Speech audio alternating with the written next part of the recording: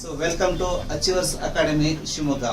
ನನ್ನ ಹೆಸರು ಸಂಜೀವ್ ಜಾಧವ್ ಅಂತ MSc Agri. ನಿಮಗೆ ಅಗ್ರಿಕಲ್ಚರ್ ಪ್ರಾಕ್ಟಿಕಲ್ ಎಕ್ಸಾಮ್ ಕೋಚಿಂಗ್ ಬಗ್ಗೆ ರೆಗ್ಯುಲರ್ ಆಗಿ ನಾವು ಇದನ್ನು ಪ್ರತಿ ವರ್ಷ ನಾವು ಮಾಡ್ತಾ ಬಂದಿದ್ದೀವಿ. ಈ ವರ್ಷ ಕೂಡ ನಿಮಗೆ ಸಂಪೂರ್ಣವಾಗಿ ಅಗ್ರಿಕಲ್ಚರಲ್ ಪ್ರಾಕ್ಟಿಕಲ್ ಎಕ್ಸಾಮ್ ಬಗ್ಗೆ ಮಾಹಿತಿಯನ್ನು ನಾವು ಕೊಡಕಂತ ಈ ಒಂದು ವಿಡಿಯೋನ ಮಾಡಿದ್ದೀವಿ.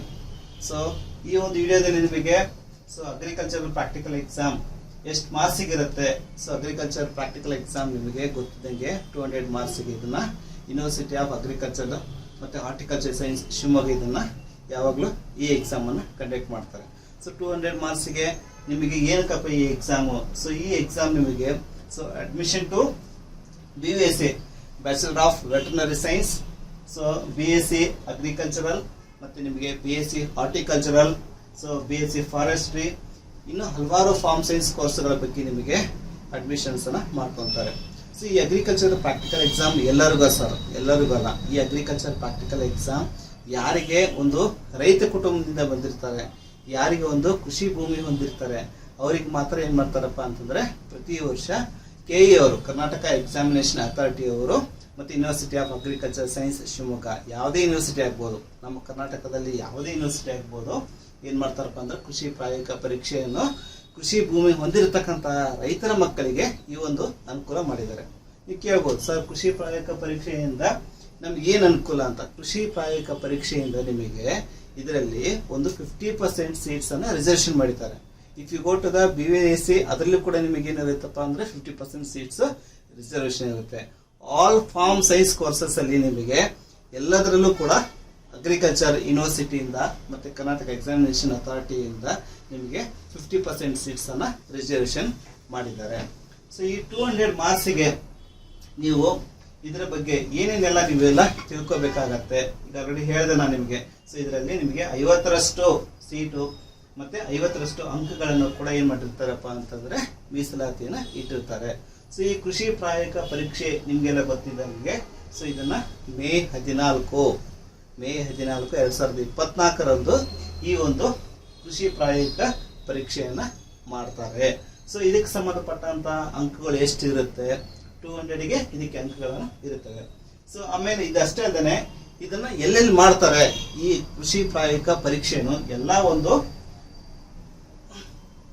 ಜಿಲ್ಲೆಗಳಲ್ಲಿ, ಅಂದ್ರೆ ಶಿವಮೊಗ್ಗ ಜಿಲ್ಲೆ ಆಗಿರ್ಬೋದು, ಆಯ್ತಾ, ಧಾರವಾಡ ಜಿಲ್ಲೆ ಆಗಿರ್ಬೋದು, ಅರಬಾವಿ ಜಿಲ್ಲೆ ಆಗಿರ್ಬೋದು, ಆಯ್ತಾ. ಸೊ ಎಲ್ಲಾ ಒಂದು ಜಿಲ್ಲೆಗಳಲ್ಲಿ ಕೃಷಿ ಪ್ರಾಯೋಗಿಕ ಪರೀಕ್ಷೆಯನ್ನ ಮಾಡ್ತಾರೆ.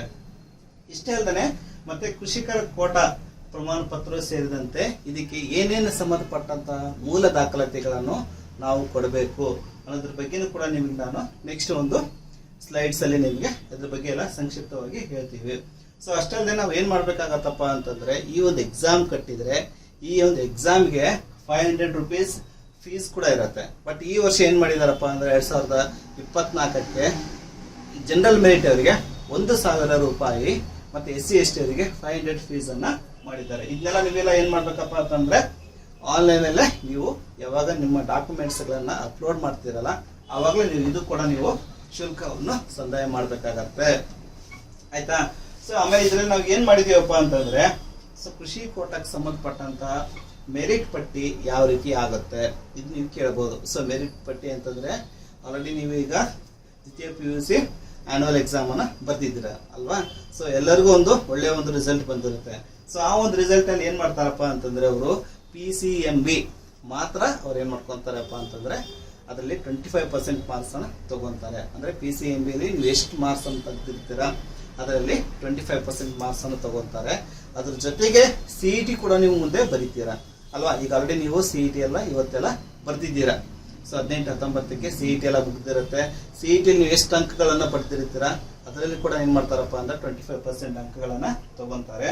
ಬಟ್ ಈ ಕೃಷಿ ಪ್ರಾಯೋಗಿಕ ಪರೀಕ್ಷೆಯಿಂದ ಅಂದ್ರೆ ಅಗ್ರಿಕಲ್ಚರ್ ಪ್ರಾಕ್ಟಿಕಲ್ ಟೆಸ್ಟ್ ಇಂದ ಸರ್ ಎಷ್ಟು ಮಾರ್ಕ್ಸ್ ತಗೋಬಹುದು, ಇದರಿಂದ ನಿಮಗೆ 50% ಮಾರ್ಕ್ಸ್ ಅನ್ನ ತಗೊಂತಾರೆ. ಸೊ ನಾನು ಇನ್ನೊಂದ್ಸಲ ನಿಮ್ಗೆ ರಿಪೀಟ್ ಮಾಡ್ತಾ ಇದ್ದೀನಿ. ಸೊ ಅಗ್ರಿಕಲ್ಚರ್ ಕೋಟಾ ಇರೋರಿಗೆ ಅಗ್ರಿಕಲ್ಚರ್ ಪ್ರಾಕ್ಟಿಕಲ್ ಎಕ್ಸಾಮ್ 200 ಮಾರ್ಕ್ಸ್ ಮಾಡ್ತಾರೆ. ಈ 200 ಮಾರ್ಕ್ಸ್ ಇಂದ ಎಷ್ಟು ಮಾರ್ಕ್ಸ್ ತಗೊಂತಾರಪ್ಪ ಅಂತಂದ್ರೆ ನಿಮಗೆ 50% ಮಾರ್ಕ್ಸ್ ಅನ್ನು ತಗೊಂಡು ಇದರಲ್ಲಿ 25, ಇದರಲ್ಲಿ 25, CET 25% marks, annual exam 25% marks ತಗೊಂಡು ನಿಮ್ಗೆ ಏನ್ ಮಾಡ್ತಾರಪ್ಪ ಅಂತಂದ್ರೆ ಅಗ್ರಿಕಲ್ಚರ್ ರ್ಯಾಂಕ್ ಅನ್ನ ಅನೌನ್ಸ್ ಮಾಡ್ತಾರೆ. ಸೊ ಇದನ್ನ KE ಅವರು ಕೂಡ ಮಾಡ್ತಾರೆ, ಮತ್ತೆ ಅಗ್ರಿಕಲ್ಚರ್ ಯೂನಿವರ್ಸಿಟಿ ಕೂಡ ಇದನ್ನ ಕಂಡಕ್ಟ್ ಮಾಡ್ತಾರೆ. ಅರ್ಥ ಆಯ್ತಾ? ಸೊ ಇದು BSc ಅಗ್ರಿಕಲ್ಚರ್ಗೆ ಆಯ್ತು. ಆಯ್ತಾ? ನೀವು ಕೇಳ್ಬೋದು ಸರ್ BUSC ಹೇಗೆ ಸರ್ ಅಂತ. ಸೊ BUSC ಕೂಡ ಏನ್ ಮಾಡ್ತಾರಪ್ಪ ಅಂತಂದ್ರೆ PCB ಮಾತ್ರ ಕನ್ಸಿಡರ್ ಮಾಡ್ತಾರೆ. ಸೊ PCB CET ಎಕ್ಸಾಮ್ ಮಾತ್ರ, ಇಲ್ಲಿ ಆನ್ಯುವಲ್ ಎಕ್ಸಾಮ್ ಯಾವುದಕ್ಕೂ ಸಂಬಂಧಪಟ್ಟಿರಲ್ಲ. ಸೊ CET ಅಲ್ಲಿ ನಿಮಗೆ ಫಿಸಿಕ್ಸ್, ಕೆಮಿಸ್ಟ್ರಿ ಮತ್ತೆ ಬಯಾಲಜಿಯಲ್ಲಿ ಎಷ್ಟು ನೀವು ಮಾರ್ಕ್ಸ್ ಅನ್ನು ತಗೊಂಡಿರ್ತೀರಾ ಅದರಲ್ಲಿ 50% marks plus agricultural practical exam ಇಂದ ನೀವೇನು ಎಷ್ಟು ಮಾರ್ಕ್ಸ್ ತೆಗೆದಿರ್ತಾರೆ ಅದರಲ್ಲಿ 50% ಮಾರ್ಕ್ಸ್ ಇವೆರಡನ್ನೂ ತಗೊಂಡು ನಿಮ್ಮ ರ್ಯಾಂಕ್ ಲಿಸ್ಟ್ ಅನ್ನು ಅನೌನ್ಸ್ ಮಾಡ್ತಾರೆ. ವಿದ್ಯಾರ್ಥಿಗಳೇ ಒಂದು ತಿಳ್ಕೊಳ್ಳಿ, ರ್ಯಾಂಕ್ ಲಿಸ್ಟ್ ಅಂತಂದ್ರೆ ನಿಮಗೆ ಮೊದಲು CET ಇಂದ ಬರ್ತಕ್ಕಂತ ರ್ಯಾಂಕ್ ಲಿಸ್ಟ್ ಅಂದ್ರೆ CET 50%, ಆನ್ಯುವಲ್ ಎಕ್ಸಾಮ್ 50%, ಅದರದ್ದು ರ್ಯಾಂಕು ಸಪರೇಟ್ ಆಗಿ ಬಿಡ್ತಾರೆ. ಅಂದ್ರೆ ಮೇಲ್ಗಡೆನೇ ಇರುತ್ತೆ. ಒಂದೇ ಶೀಟ್ ಅಲ್ಲಿ ಫಸ್ಟ್ ನಿಮಗೆ CET ಇಂದ ತೆಗೆದಕ್ಕಂತ ರ್ಯಾಂಕು, ನೆಕ್ಸ್ಟ್ ಅಗ್ರಿಕಲ್ಚರ್ ಪ್ರಾಕ್ಟಿಕಲ್ ಇಂದ ತೆಗೆದಿರುವಂತಹ ರ್ಯಾಂಕು, ಇವೆರಡೂ ಒಂದೇ ಲಿಸ್ಟ್ ಅಲ್ಲಿ ನಿಮಗೆ ಬಿಡ್ತಾರೆ. ಇದು ಅರ್ಥ ಆಗಿದೆ ಅನ್ಕೊಂಡಿದ್ದೀನಿ ನಿಮಗೆ ಅಲ್ವಾ? ಸೊ ನೆಕ್ಸ್ಟ್ ಇದಾದ್ಮೇಲೆ ನಿಮಗೆ ಇನ್ನೊಂದು ಅವಕಾಶ ಏನ್ ಮಾಡಿದ್ದಾರೆ ಅಂತಂದ್ರೆ, ಸೊ ಕೆಲವರು ಹೇಳ್ತಾರೆ ಸರ್ ನಾವು CET ಅಗ್ರಿಕಲ್ಚರ್ ಪ್ರಾಕ್ಟಿಕಲ್ ಎಕ್ಸಾಮಿಗೆ CET ಅಪ್ಲಿಕೇಶನ್ ಅಲ್ಲಿ ಎಕ್ಸಾಮ್ ಸೆಂಟರ್ನೇ ನಾವು ಸೆಲೆಕ್ಟ್ ಮಾಡಿಲ್ಲ.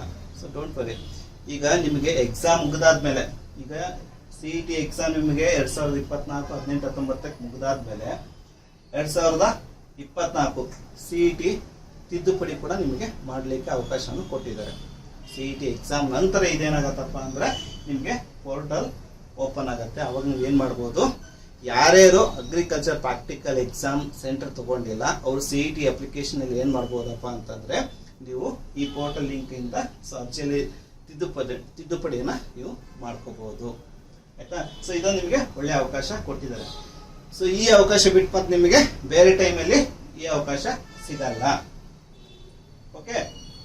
ಸೊ ನೆಕ್ಸ್ಟ್ ನೀವು ಹೇಳ್ಬೋದು, ನೀವು ಕೇಳ್ಬೋದು, ಸೊ ಈಗ ನಾವು ಅಗ್ರಿಕಲ್ಚರ್ ಪ್ರಾಕ್ಟಿಕಲ್ ಎಕ್ಸಾಮ್, ಸೊ ನಾವು ಎಕ್ಸಾಮ್ ಸೆಂಟರ್ನ ಆಯ್ಕೆ ಮಾಡ್ಕೊಂಡಿವಿ, ಅದಕ್ಕೆ ಏನೇನು ಮೂಲ ದಾಖಲಾತಿಗಳು ಬೇಕು?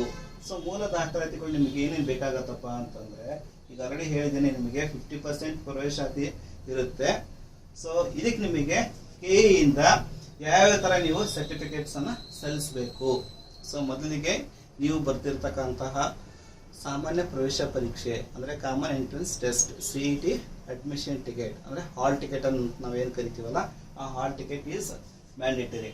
ಸೊ ಇದಾದ್ಮೇಲೆ ನಿಮಗೆ ವ್ಯವಸಾಯಗಾರರ ಪ್ರಮಾಣ ಪತ್ರ ಅಂತ ಬರುತ್ತೆ. ವ್ಯವಸಾಯಗಾರ ಪ್ರಮಾಣ ಪತ್ರ ಅಂತಂತಂದ್ರೆ ಏನು? ಸೊ ನಿಮ್ಮ ತಂದೆ ಹೆಸರಿಂದ ಏನಿರಬೇಕು, ಜಮೀನು ಇರಬೇಕು, ಪ್ಲಸ್ ನಿಮ್ಮ ತಂದೆ ಹೆಸರಿಂದ ಏನಿರ್ಬೇಕಪ್ಪ ಅಂದ್ರೆ ಪಾಣಿಯಲ್ಲಿ ಅವ್ರ ಹೆಸರು ಇರಬೇಕು. ಅದು ಮಾತ್ರ ಅವಾಗ ಏನಾಗತ್ತಪ್ಪ ಅಂದ್ರೆ ವ್ಯವಸಾಯಗಾರರ ಪ್ರಮಾಣ ಪತ್ರ ಆಗುತ್ತೆ. ಕೆಲವರು ಹೇಳ್ಬೋದು ಸರ್ ಅವರಷ್ಟೇ ಮಾಡ್ಬೋದಾ? ಜಮೀನು ಇಲ್ದವ್ರು ಕೂಡ ಮಾಡ್ಬೋದು. ಬಟ್ ನೀವೇನ್ ಮಾಡ್ಬೇಕಾಗತ್ತಂದ್ರೆ ಬೇರೆಯವ್ರ ಒಂದು ಜಮೀನಲ್ಲಿ ನೀವು ಏನಾದ್ರೂ ಅವ್ರ ಜಮೀನು ತಗೊಂಡು ನೀವೇನಾದ್ರು ಕೆಲಸ ಮಾಡ್ತಾ ಇದ್ರೆ ಅಲ್ಲಿ ಕೂಡ ಏನಾಗತ್ತಪ್ಪ ಅಂದ್ರೆ ಕೃಷಿಗೆ ಸಂಬಂಧಿತ ಕೂಲಿ ಕಾರ್ಮಿಕರ ಪ್ರಮಾಣ ಪತ್ರವನ್ನು ಕೂಡ ನೀವು ಮಾಡಿಸ್ಬೋದು. ಕೆಲವರು ಏನ್ ಮಾಡ್ತಾರೆ ಅಂತಂದ್ರೆ ವಿಲೇಜ್ ಅಕೌಂಟರ್ ಹತ್ರ ಹೋಗಿ ನಮಗೆ ವ್ಯವಸಾಯಗಾರ ಪ್ರಮಾಣ ಪತ್ರ ಬೇಕು ಅಂತ ಹೇಳಿ ಬರ್ಕೊಂಬರ್ತಾರೆ. ಅದು ಬರ್ಕೊಂಬಂದ್ರೆ ಅದು ವ್ಯಾಲಿಡ್ ಸರ್ಟಿಫಿಕೇಟ್ ಅಲ್ಲ. ಸೊ ವ್ಯವಸಾಯಗಾರ ಪ್ರಮಾಣ ಪತ್ರ ಬೇಕು ಅಂತಂದ್ರೆ ನೀವು RD ಸಂಖ್ಯೆಯೊಂದಿಗೆ ಕಂದಾಯ ಇಲಾಖೆಯಲ್ಲಿ ಕೊಡ್ತಕ್ಕಂತ ಪ್ರಮಾಣ ಪತ್ರ ಇರಬೇಕು. ಅದ್ರ ಜೊತೆಗೆ ಅದ್ರ ಜೊತೆಗೆ ತಹಸೀಲ್ದಾರರಿಂದ ಡಿಜಿಟಲ್ ಸೈನ್ ಆಗಿರ್ಬೇಕು. ಅವಾಗ ಅದು ಕನ್ಸಿಡರ್ ಆಗತ್ತೆ. ಆಯ್ತಾ? ಸೊ ಇಲ್ಲ ಅದು ಕನ್ಸಿಡರ್ ಆಗಲ್ಲ. ಕೃಷಿ ಕೂಲಿ ಕಾರ್ಮಿಕರ ಪ್ರಮಾಣ ಪತ್ರ ಕೂಡ ಅದೇ ರೀತಿಯಾಗಿ ಇರಬೇಕಾಗತ್ತೆ. ಸೊ ವಿದ್ಯಾರ್ಥಿಗಳೇ, ಇನ್ನೊಂದು ನಾನು ನಿಮ್ಗೆ ಏನ್ ಹೇಳ್ಬೇಕಂತಂದ್ರೆ, ನೀವು ಕೆಲವರು ಕೇಳ್ತಾರೆ ಸರ್ ಈ ಪತ್ರ ಮಾಡಿಸ್ಬೇಕಾದ್ರೆ ಏನೇನ್ ಬೇಕು ನಮಗೆ? ಪತ್ರ ಮಾಡಿಸ್ಬೇಕಾದ್ರೆ ಫಸ್ಟ್ ಜಮೀನು ಇರಬೇಕು. ಜಮೀನು ಇದ್ದವ್ರಿಗೆ ಮಾತ್ರ ಇದು ಆದ್ಯತೆ. ಸೊ ಜಮೀನು ಅಂತಂದ್ರೆ ನಿಮಗೆ ಅದರದ್ದು RTC ಅಂದ್ರೆ ಪಹಣಿ ಅಂತ ನಾವು ಕರಿತೀವಿ.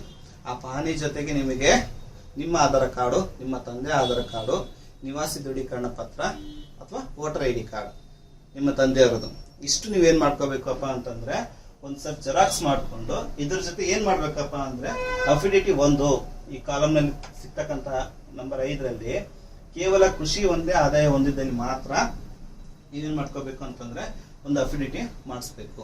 ಸೊ ಅಫಿಡೇಟಿ ಮಾಡ್ಸೋಕ್ಕಿಂತ ಮುಂಚೆ ನೀವು ಏನ್ ಮಾಡಿರ್ತೀರ ಅಂದ್ರೆ ವ್ಯವಸಾಯದ ಇನ್ಕಮ್ ಸರ್ಟಿಫಿಕೇಟ್ ಇರುತ್ತಲ್ವಾ, ಆ ವ್ಯವಸಾಯದ ಇನ್ಕಮ್ ಸರ್ಟಿಫಿಕೇಟ್ ಎಷ್ಟಿದೆಯೋ ಅದರಲ್ಲಿ ಏನ್ ನಿಮ್ಮ ಇನ್ಕಮ್ ಇದೆಯೋ ಆ ಇನ್ಕಮ್ ಏನ್ ಮಾಡ್ಬೇಕಪ್ಪ ಅಂತಂದ್ರೆ ನೀವು ಅಫಿಡೇಟಿ ಮಾಡಿಸ್ಬೇಕು. ಅಫಿಡೇಟಿ ಅಂದ್ರೆ ಏನ್ ಸರ್ ಅಂತ ನೀವು ಕೇಳ್ಬೋದು.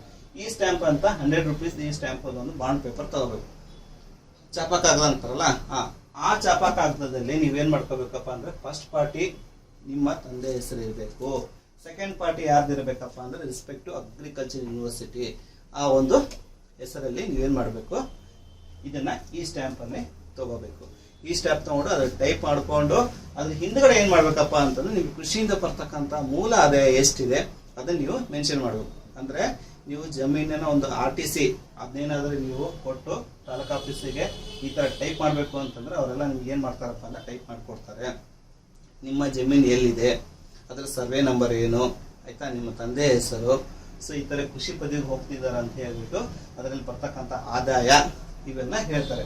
ಸೊ ಇದು ಕೂಡ ಏನಿರಬೇಕು ಅಂತಂದ್ರೆ ಕನ್ಸರ್ನ್ ಏಪ್ರಿಲ್ 2023 ಇಟ್ಕೊಂಡು ನಿಮಗೆ 2024ವರೆಗೆ ಮಾರ್ಚ್ 24ರವರೆಗೆ ನಿಮ್ಮ ಮೂಲ ಒಂದು ಆದಾಯ ಏನಿದೆಯಲ್ಲ ಆ ಆದಾಯನ ನೀವು ಅದರಲ್ಲಿ ಮೆನ್ಷನ್ ಮಾಡಬೇಕಾಗತ್ತೆ.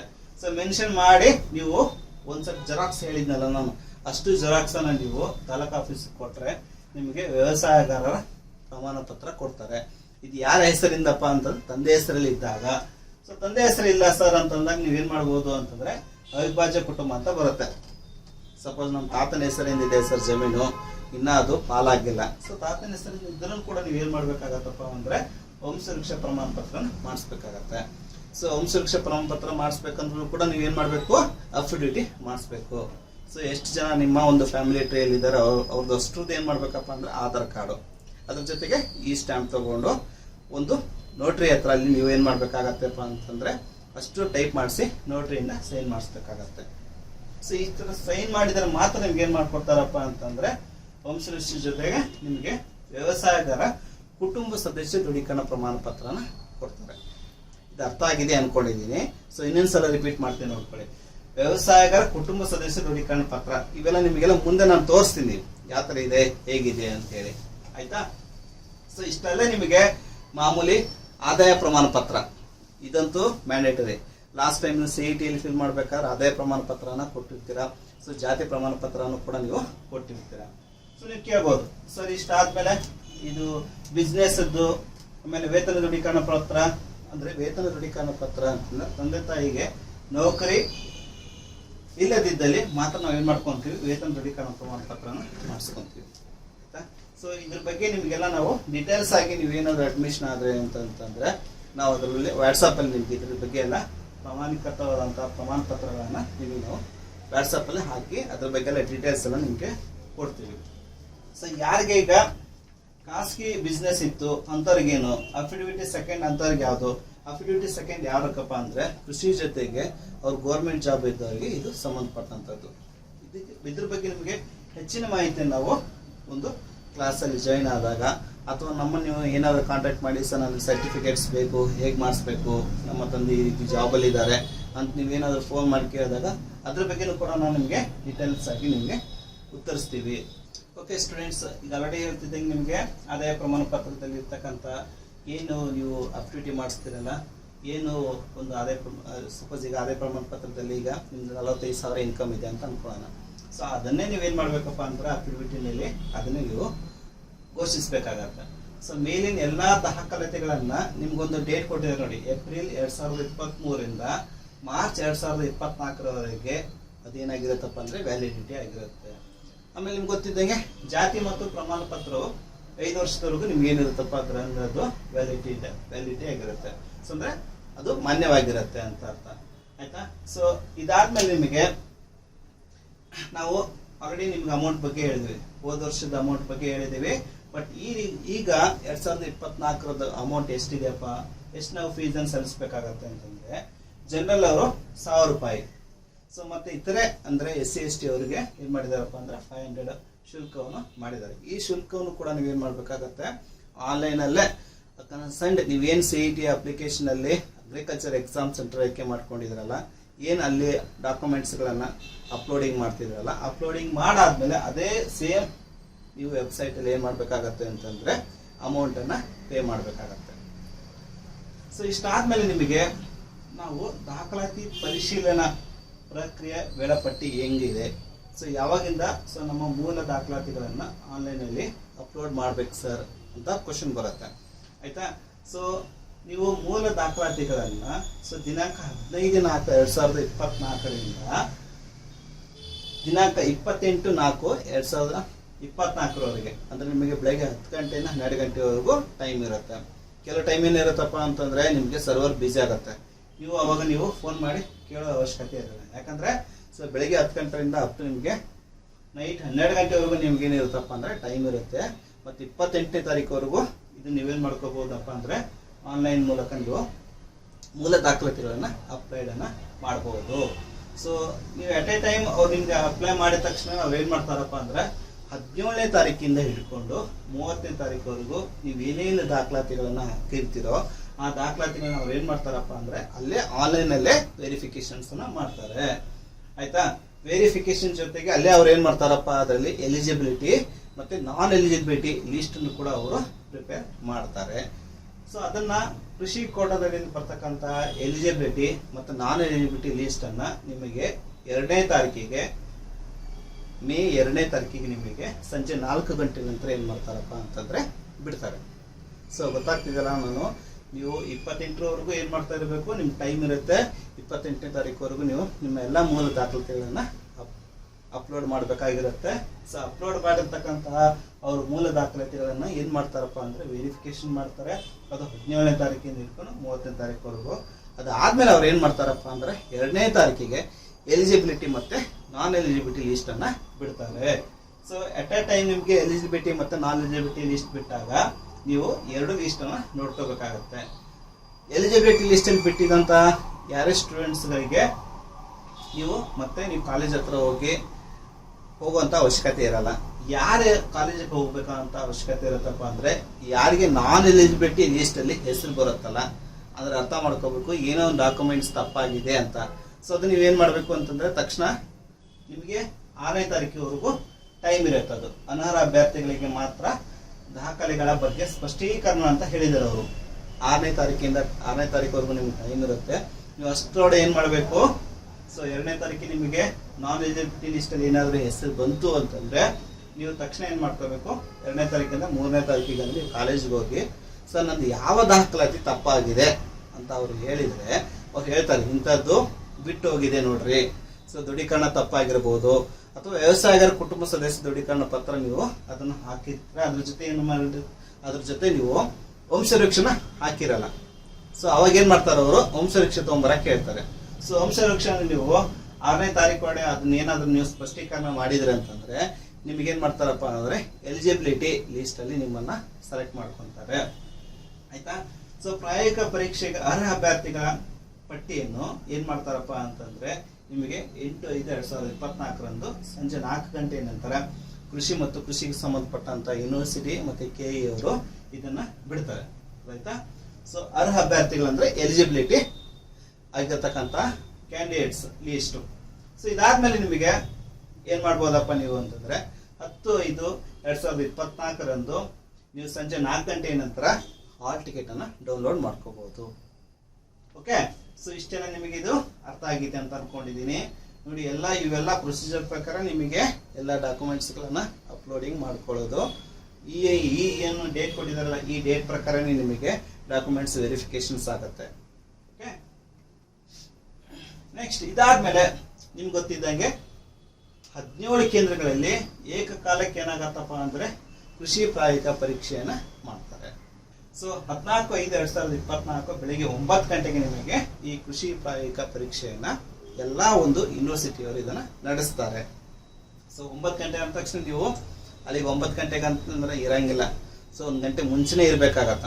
9 ಗಂಟೆ 1 ನಿಮಿಷ ಆದ್ರೂ ಕೂಡ ನಿಮಗೆ ಇಲ್ಲಿ ಅಗ್ರಿಕಲ್ಚರ್ ಯೂನಿವರ್ಸಿಟಿಯಲ್ಲಿ ನಿಮಗೆ ಅಲೋ ಇರಲ್ಲ. ಯಾಕಂದ್ರೆ ಎಟ್ ಎ ಟೈಮ್ ಏನ್ ಮಾಡ್ತಾರಪ್ಪ ಅಂದ್ರೆ ಕರೆಕ್ಟ್ ಆಗಿ 8:15 8:45 ಎಷ್ಟು ಜನ ಸ್ಟೂಡೆಂಟ್ಸ್ ಬಂದಿರ್ತಾರೆ ಅಷ್ಟು ಜನ ಸ್ಟೂಡೆಂಟ್ಸ್ ಅನ್ನ ಒಂದು ಎಕ್ಸಾಮ್ ಹಾಲ್ ಅಲ್ಲಿ ಕೂರಿಸಿರ್ತಾರೆ. ಆ ಎಕ್ಸಾಮ್ ನೀವೇನಾದ್ರೂ ಕರೆಕ್ಟಾಗಿ 9 ಗಂಟೆಗೆ ಬರ್ತೀವಿ ಅಂದ್ರೆ 9 ಗಂಟೆಗಳಲ್ಲಿ ನಿಮಗೆ ಡೋರ್ ಓಪನ್ ಇರಲ್ಲ.